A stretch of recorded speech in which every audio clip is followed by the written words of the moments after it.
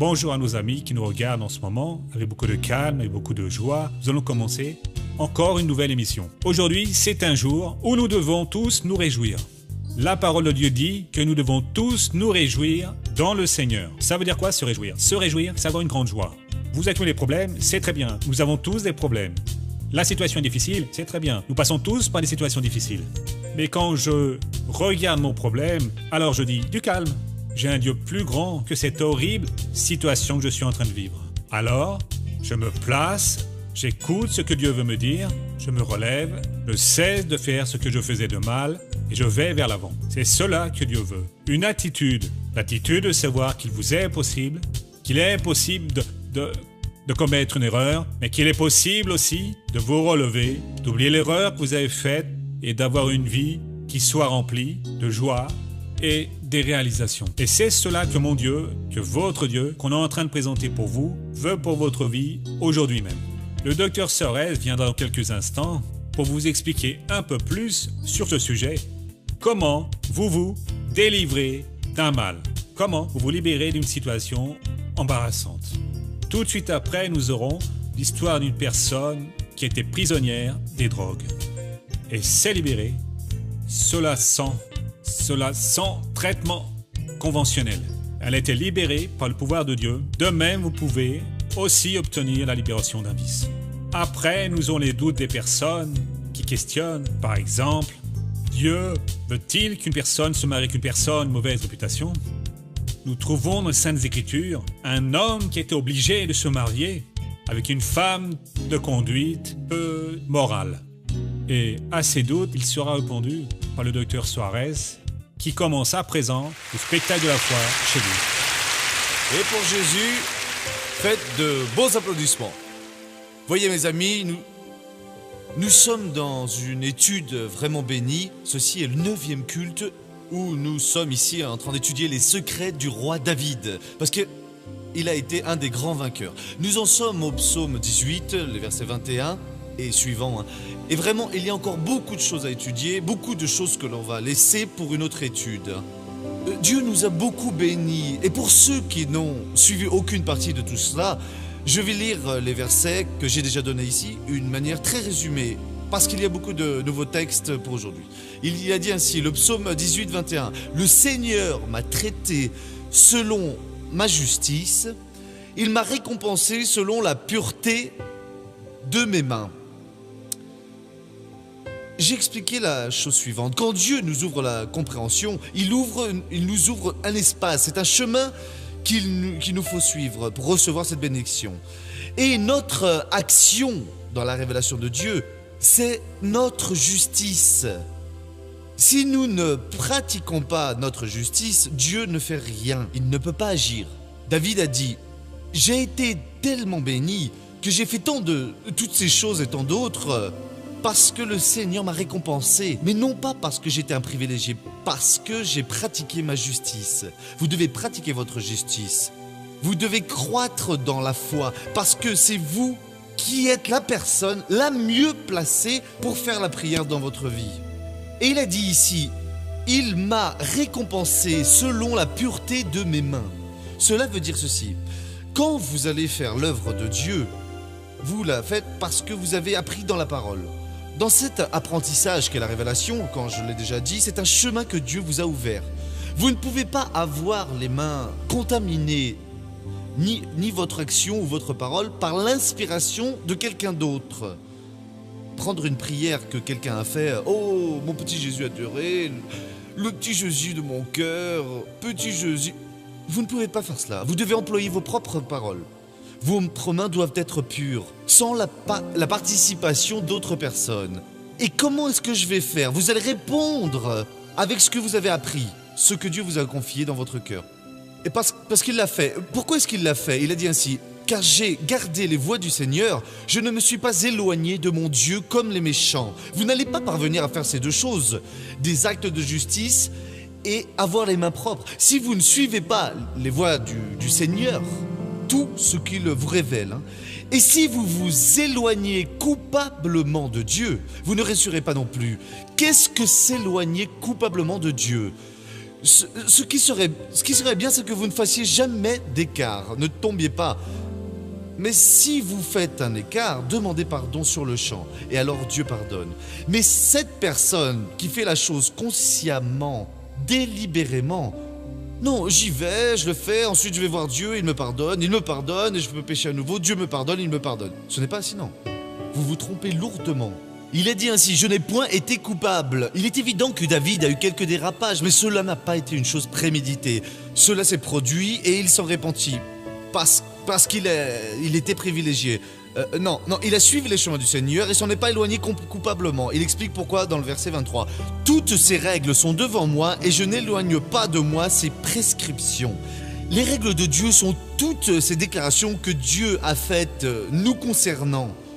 Tout ce qu'il garantit qui est à nous. Nous devons prendre cela et le mettre toujours devant nous, toujours le garder dans notre mémoire. Ne pas oublier tout ce qu'il a dit à notre cœur. Cette bénédiction qu'il nous donne le jour où il attire notre attention. Et donc ces choses-là, ces expériences doivent toujours être devant vous. Et il a dit à la fin qu'il n'a pas rejeté les prescriptions de Dieu. Nous avons déjà vu qu'est-ce qu'une prescription ou un statut. C'est un ensemble de lois, de règles pour une organisation.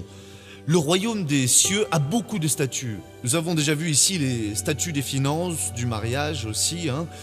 Nous allons voir maintenant le statut de la guérison divine. Car je veux voir si je le termine lors de ce culte ou lors du prochain. On a déjà vu 2 passages de l'Exode 23-25. Le Seigneur Dieu a dit comme ceci, vous servirez le Seigneur votre Dieu, il bénira votre pain et votre eau, et j'éloignerai de toi la maladie. Ainsi, si vous ne servez pas Dieu, Dieu ne peut pas bénir votre pain. Autant le pain matériel qui est dans votre bouche que le pain spirituel qui va dans votre cœur. Le pain matériel, si votre organisme n'est pas bien et qu'il ne digère pas tout, il va vous manquer des protéines, des sels minéraux, même si vous en mangez dans les aliments. Mince alors, je mange les mêmes aliments que mon frère mange. Alors, mais moi je mange du potassium, il me manque du zinc, il me manque du fer. Alors que mon frère, il ne lui manque rien. Pourquoi? Parce que votre corps est faible. Amen Jésus. Ne laissez personne dormir, non. Si quelqu'un dort, vous ne lui donnez un coup de coude. Parce que vous venez ici pour apprendre les statuts. Amen. Parfois, l'ennemi veut que vos yeux restent surchargés de sommeil. Vous ressemblez même à Tom Valcavanti, le comique, quand il imite un ivrogne. Je pense que si Tom voyait combien il est laid quand il imite un ivrogne, jamais plus il n'imiterait un ivrogne, je veux dire. Il cesserait même de raconter des blagues répugnantes et il dirait que des bonnes choses aux gens. Tom, cela est un conseil pour vous, Car une fois, il a parlé de moi. Il m'a imité comme ça. Écoutez donc, mes amis, à 9h, je serai dans telle ville, à 9h05, je serai dans une autre ville, à 9h30, je serai à Rio, et puis... Que Dieu te bénisse, Tom. J'espère que vous n'allez pas être imitateur un jour, non. J'espère qu'un jour vous serez réellement en train de parler de Jésus, que vous allez vous réaliser.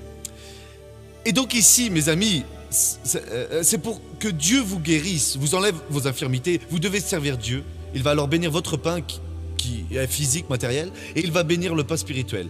Et si vous avez le pain, votre cœur parvient alors à tout extraire des aliments que vous mangez, il n'y a pas besoin d'autant de variété que cela. Même une nourriture simple, et s'il l'extrait, vous avez des forces. Votre système immunologique est fort, vous n'attrapez aucune maladie. Spirituellement, si votre esprit parvient à extraire ce que Dieu vous donne, mince missionnaire, je n'ai vraiment aucune sagesse, je ne comprends pas la parole. En effet, vous n'êtes pas au service de Dieu. Servir Dieu, c'est avoir les commandements et les suivre. C'est pratiquer ce que Dieu vous enseigne. Alors il va bénir votre pain et de plus, il va augmenter le nombre de vos jours. Après avoir parlé des finances, nous en avons déjà parlé beaucoup. À présent, nous allons parler de la guérison divine. Allons à Jacques, car nous sommes maintenant dans le statut de la guérison divine. Cela, mes frères, ce sont des directives. Ce n'est pas à faire si vous le voulez. C'est pour que vous le fassiez parce que vous savez que Dieu a dit la vérité et vous en avez besoin. Jacques, c'est tout à la fin de la Bible. C'est après le livre des Hébreux, c'est avant Pierre. Prenez près de l'Apocalypse, revenez d'une dizaine de pages en arrière et après vous trouverez Jacques. Il se trouve entre les Hébreux et Pierre. Jacques, chapitre 5, le verset 14. Et ce Jacques ici, mon frère, c'est le frère du Seigneur Jésus, le même sang. Il est écrit ainsi, « Quelqu'un parmi vous est-il malade ? Qu'il appelle les anciens de l'Église et que ceux-ci prient pour lui en faisant sur lui une application d'huile au nom du Seigneur. Le souhait de la foi sauvera le malade et le Seigneur le relèvera. S'il a commis des péchés, il lui sera pardonné. Reconnaissez donc vos péchés les uns devant les autres et souhaitez-vous du bien les uns aux autres pour que vous soyez guéris. Nous allons donc expliquer ce passage. Quelqu'un est malade. En ce temps-là, c'était facile. Dans les petites villes, les personnes n'avaient pas de vie agitée comme dans le monde moderne d'aujourd'hui. Ils n'habitaient pas si loin que ça, alors quand ils étaient malades, ils faisaient venir quelqu'un à la maison. C'était le membre le plus ancien de l'église qui venait et priait pour eux. Les enduisant d'huile. Pourquoi appliquer de l'huile? L'huile est le symbole du Saint-Esprit. C'est une orientation divine. Aujourd'hui, c'est plus facile si la personne vient à l'église, par exemple à la nôtre ici. Ses portes sont ouvertes de 6h du matin jusqu'à 10h du soir, du lundi au lundi. Ici, ne vient pas seulement celui qui le veut. Il y a toujours une douzaine de pasteurs, d'ouvriers qui prient pour les personnes. Quand elles s'assoient, ils leur appliquent de l'huile. Et donc la personne doit venir déjà préparée. Je ne suis pas bien, je vais dans la maison de Dieu, demander aux hommes de Dieu qui prient pour moi, qui prient pour mon mari, pour ma femme, pour mon fils, pour ma fille, pour un tel, pour ce genre de choses. Le fils est sorti pour rechercher un emploi, la fille pour passer un examen. Venez à l'église, pasteur, venez prier avec moi. Et ouvriers, nous allons clamer Dieu, ici pour pouvoir avoir du succès. Et nous ne faisons rien de plus si ce n'est que clamer Dieu. Il devait prier pour la personne, c'est-à-dire avec autorité. Parce que quand vous me demandez d'entrer en prière pour vous, de fait, vous ne donnez la permission d'entrer dans votre vie et de vous bénir. Je peux alors réprimander ces esprits qui viennent vous causer du mal. Et pour qui que ce soit. Je ne peux choisir une personne dans la rue. Ah, je vais libérer cette personne-là. Oh, démon, sors de cette personne, je ne sais quoi d'autre. La personne ne veut rien. Mais si vous me voyez demander, missionnaire, est-ce que vous pouvez prier pour moi? D'accord. Alors, mon autorité est sur votre personne. J'enduis avec l'huile et je fais quoi? Je fais la prière de la foi et je dis qu'au nom du Seigneur, la prière de la foi sauvera l'infirme. Ce ne peut pas être une prière de doute, d'incertitude, une prière à l'eau de rose pour vous faire dormir, pour que la poule fasse une dent, et ce genre de prière idiote. Oh mon Dieu adoré, Seigneur du ciel et de la terre, sois digne dans ta grandeur bonté, regarde donc ce pauvre misérable. Ce genre de truc que la personne invente et alors elle dit des choses compliquées. Pour Dieu, il n'y a besoin de rien de cela. Seigneur, je suis ton serviteur, je vais utiliser ton pouvoir au nom de Jésus. Ô esprit du mal, prends ton mal et va voir ailleurs. Et je ne sais quoi d'autre. Cela s'appelle la prière de la foi. Ce n'est pas une prière. Seigneur, si tu le veux bien, je ne sais pas si tu veux Dieu, mais je vais lui demander. Zut alors. Je veux d'abord savoir s'il veut. Nous allons supposer que je suis dans le besoin et qu'un de vous ici, un de vous a plusieurs maisons. Vous dites à quelqu'un, vous voyez, si le missionnaire le demande, je vais le laisser habiter dans ma maison. Je pars en courant vers votre maison. Monsieur Francis, Madame Joséphine, comment ça va? Je suis venu vous demander la permission d'habiter dans votre maison. Oh missionnaire, tenez, voilà la clé. Mais je ne sais pas si vous voulez, je vais vous demander, je vais recevoir un nom dans la figure. Alors je vais arriver là-bas. Monsieur Francis, Madame Joséphine, si vous êtes d'accord... Si madame n'y voit pas de mal, retirez ce pauvre homme qui vit sous le pont et laissez-moi loger dans votre maison, c'est différent. Et donc on va savoir si Dieu le veut. Dieu le veut-il? On a déjà vu ici que Dieu le veut. Le statut de la guérison, c'est celui-ci. Et donc Dieu le veut, je vais faire quoi? La prière de la foi. La prière de la réprimande au nom de Jésus. Qu'est-ce qu'on dit ici? La prière de la foi, elle sauvera l'infirme et le Seigneur le relèvera. Ne jouez pas avec la gloire de Dieu. Il y a des personnes qui sont mal informées dans la vie et elles pensent que ce sont elles qui font la chose. À lui les louanges. La prière de la foi sauvera les maladies et le Seigneur les relèvera. C'est très sérieux, hein? Dieu lui-même est en train de dire, je relève quand les pasteurs de l'église auront prié, appliqué l'huile, qu'ils auront fait la prière de la foi.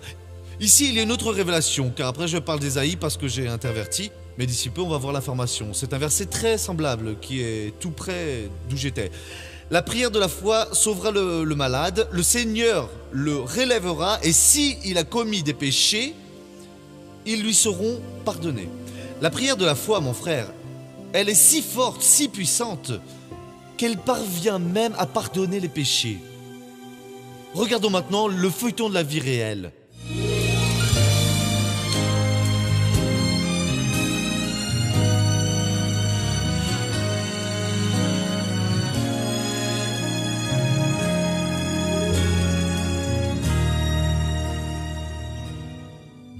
début de l'année 2006, Maryse avait des problèmes familiaux et elle a recherché à résoudre d'une façon spirituelle le déséquilibre à l'intérieur de son foyer. Eh bien, on a prévu un jour de faire du vaudou. J'y suis allée, vous voyez, ils ont passé tout un tas de produits sur moi. Ils ont tué un poulet et moi, là, avec les bougies, j'ai demandé aux esprits qu'ils me donnent la force pour tout, que je prospère. Ensuite, je suis retournée à la maison. Les problèmes dans sa famille ont empiré et ce n'était que des disputes et mésententes. Et son mari a décidé de quitter la maison. Ah, le marabout, hein, c'est dans la maison du marabout que l'esprit a dit comme ça. Écoutez, il faut arrêter d'amener vos problèmes chez le grand marabout. Vous devez commencer par résoudre vos problèmes vous-même. Parce que sinon, le marabout ne répond plus si vous ne commencez pas à vous débrouiller tout seul. J'ai dit, mais le marabout, c'est pas là pour nous aider à comprendre, à voir ce qui nous arrive, non? Et là, j'ai fait une dépression, une grosse dépression. Devant ces événements, Maryse prie et demande que Dieu lui donne une nouvelle chance d'être heureuse. J'ai dit comme ça, mon Dieu, donne-moi encore une possibilité. Je vais essayer d'être une autre personne, tu vois, parce que je faisais la bringue, je buvais et toutes ces sortes de choses. Alors mon mari, un jour, il est venu à me retrouver à mon travail. Bon, tout ça, on va voir.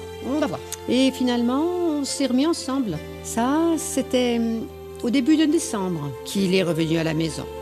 Alors, on a passé Noël, le Nouvel An, et ma petite fille a commencé à être malade.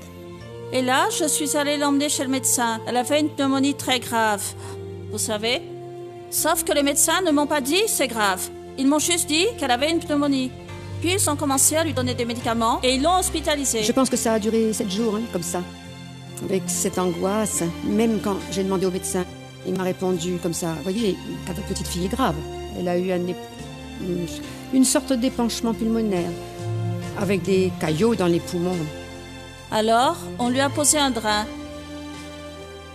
Elle a gardé le drain un bout de temps et il sortait une sorte de sécrétion. C'était très douloureux. Elle avait mal, elle avait de la fièvre. Parce que la pneumonie rongeait ses poumons. J'étais abattue, hein. J'ai décidé d'invoquer, de demander. Alors, j'allais aux visites et je passais la nuit à l'hôpital et j'invoquais les esprits. Je demandais aux esprits de faire sortir ma petite fille de là. Et puis, ma fille m'a dit, « Maman, il est apparu un nouveau caillot. » « Comment ça, il est apparu encore un caillot ?»« Oui, il va falloir mettre un autre drain, Jennifer. » Et moi, j'implorais les esprits. Alors, quand ils ont posé le dernier drain, là, justement, il y avait le caillot plus dangereux qui était près de l'artère aorte. Vous voyez, le médecin a dit qu'il avait peur de poser ce drain-là. Et qu'alors vienne le caillot, vous voyez, qu'il aspire et qu'il vienne dans l'artère. Le patron de Maryse connaissait la petite Jennifer. Quand il a appris la situation de la gamine, il a prié Dieu pour obtenir sa guérison. Alors il a prié et j'ai baissé la tête. Mais il a continué à parler, à demander à Dieu que Dieu fasse que ma petite fille se récupère, qu'elle guérisse tout de suite dans un délai très court. Il était en train de faire une demande pour 10 jours au Seigneur, 10 jours pour que cette petite sorte de l'hôpital. Et puis j'ai demandé comme ça, Seigneur, la demande a été faite pour 10 jours. Si le Seigneur fait sortir ma petite fille en 10 jours, je promets au Seigneur que je vais être différente. Je promets au Seigneur que je vais dans la maison du Seigneur, que je vais chercher le Seigneur même, que je vais suivre les chemins du Seigneur. C'est vrai que j'irai et que je divulguerai à tout le monde le pouvoir que le Seigneur a. Oui, je ne veux plus entendre parler de magie noire, je ne veux plus entendre parler d'esprit. Mon père, c'est le Seigneur. J'ai demandé et en 6 jours, Jennifer était à la maison. Ça n'a même pas été 10 jours et tout a bien changé. Nous dormons de façon différente, on se réveille différemment, on discute différemment, on se comporte différemment. Et vraiment, tout va mieux, tout va bien. Jennifer, maintenant tu vas prier comme à l'hôpital avec ta mamie, c'est d'accord? Notre Père qui es au ciel. Notre Père qui est au ciel. Je te prie, Seigneur. Je te prie, Seigneur. Au nom de Jésus. Au nom de Jésus. Emmène-moi d'ici. Emmène-moi d'ici. Moi et tous les enfants. Moi et tous les enfants. Qu'il me donne la santé. Qu'il me donne la santé. Pour que je joue. Pour que je joue. Que j'aille jouer à la maison. Que j'aille jouer à la maison. Manger beaucoup. Manger beaucoup. être très heureuse. Être très heureuse. Au nom de Jésus. Au nom de Jésus. Amen. Amen. Gloire à Dieu. Dites Maryse, ça veut dire que le marabout ne voulait pas travailler, hein? Je voulais pas, non. Il devait penser que là-bas c'était beaucoup de pense travail que pour oui. lui. Non mais je comprends même cela mes amis, parce que la personne qui ne travaille pas avec l'évangile, avec la parole de Dieu, elle souffre avec le poids des autres. La personne reste là à recevoir le fardeau des autres, qui pense que cela c'est son travail, qu'il est médium, qu'il doit recevoir pour donner et offrir aux esprits. Voyez, qui que vous soyez, venez vers l'évangile, car l'évangile il n'y a rien de cela. Vous ne devez rien faire, il faut croire simplement dans la parole du Seigneur et vivre la liberté des enfants de Dieu. Il n'y a pas de ces histoires de sacrifier ce à quoi ils pensent là, et recevoir l'animal, rien de cela, non. Qu'est-ce que vous avez pensé de la différence entre l'ancien chemin et le nouveau chemin qu'est l'évangile? La différence? Mais je suis née à nouveau. C'est Vous avez même dit que dans l'évangile, vous aimez différent, vous dormez tout différent. est différent, missionnaire. Après que je suis venue dans la maison de Dieu, que j'ai appris que Dieu est mon Père, et que je dois demander si Dieu est mon Père, comme me l'a dit le pasteur, pourquoi est-ce que je devrais employer d'autres moyens pour demander à mon Père? S'il est mon Père, c'est à lui que je dois demander. Aujourd'hui, tout ce que je demande à Dieu, à mon Père, il me donne. Et ça marche. Ça ne va pas. Alors, je demande à mon Père et il me donne. C'est si simple. Et il n'y a plus cette grande peur qu'a celui ce soubresaut Non, que les autres je n'ai personnes plus ont. rien à sacrifier. J'ai rien du tout. J'ai sacrifié tellement d'animaux pour tout obtenir. Mais j'ai tout perdu, missionnaire. J'ai tout perdu. Tout ce que j'avais dans les mains, je l'ai perdu. J'ai perdu ma famille. J'ai presque perdu ma petite fille. Et Dieu, lui, il a travaillé avec moi. Et je me dis que le Seigneur a travaillé avec moi dans ma vie parce que j'essayais d'obtenir en utilisant d'autres moyens, mais je n'ai pas réussi. Et qu'est-ce qu'il a fait? Il a commencé à travailler, à travailler. Il m'a retiré l'amour. Ah. Et encore un petit peu plus et vous vous perdiez aussi Jennifer. Et encore un peu, j'allais la Qui de perdre. votre famille est ici aujourd'hui? Tous, nous sommes tous ici. Est-ce que vous pouvez nous les présenter À Jennifer. Jennifer, à c'est cette Jennifer. jolie fillette là. Là, c'est mon gendre, ma fille, mon autre petite fille, Stéphanie, ma belle-mère et mon mari. Dieu m'a fait retrouver toute ma famille.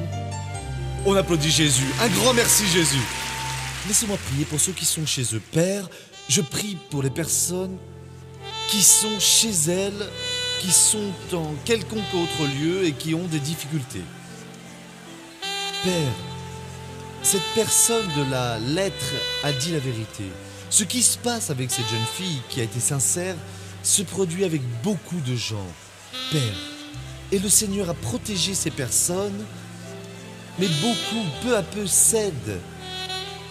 Dieu, elles sont prêtes à commettre la plus grande bêtise de leur vie. Aide ces personnes. Elles sont maintenant en prière. Je vais changer à partir de maintenant. Père, nous prions pour ceux qui sont malades, infirmes, désespérés. Je vais utiliser le pouvoir que tu m'as donné pour que cette personne soit libérée. Au nom du Seigneur Jésus, j'unis ma foi avec la vôtre. J'exerce l'autorité sur ce mal qui s'est abattu sur votre vie et j'ordonne à présent, mal, laisse cette personne, laisse cet homme, laisse cette femme, force de l'enfer, je vous interdis de toucher à ces vies au nom de Jésus. Et vous dites, merci Jésus. Maintenant, nous allons rester debout pour que nous prenions possession de cette bénédiction au nom de Jésus. Courbez la tête et fermez les yeux. Vous qui êtes malade, dans votre âme, dans votre esprit, dans votre corps, Dieu va maintenant vous donner la guérison. Emparez-vous de cette guérison, fermez les yeux, reliez vos pensées au ciel. Commencez à ouvrir votre cœur. Maintenant, commencez à appeler la présence de Dieu. Appelez le Seigneur pour votre vie, pour votre cœur, pour votre âme, pour votre esprit. Priez à présent parce que tout ce que l'on demande, on le reçoit. Ce qu'on cherche, on le trouve. Celui qui frappe à la porte, on lui ouvre. Jésus, cela furent tes paroles. Le Seigneur a dit, tout ce que l'on demande, on le reçoit. Oh mon Dieu, nous allons demander. Tout ce que l'on cherche, on le trouve. nous voulons trouver, et pour tous ceux qui frappent, la porte leur sera ouverte. Bien.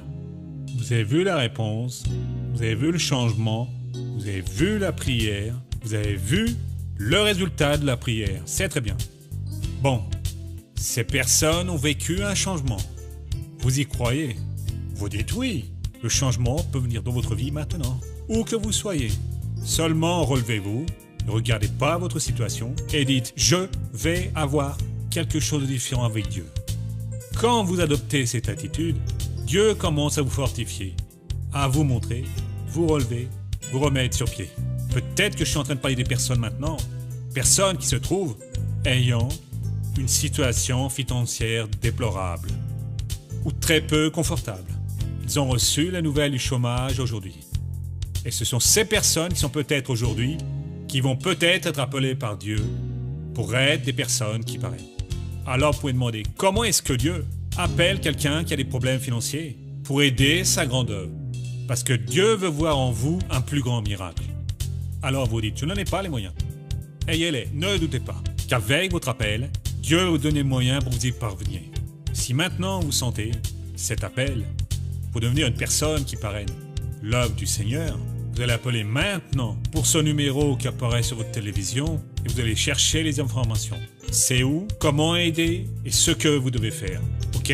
Vous pouvez aussi entrer en utilisant Internet à l'aide de cette adresse électronique qui apparaît sur l'écran de votre télévision et nous serons présents avec attention, prêts à servir très rapidement et bien préparés pour vous aider à accomplir ce commandement et à vaincre votre problème.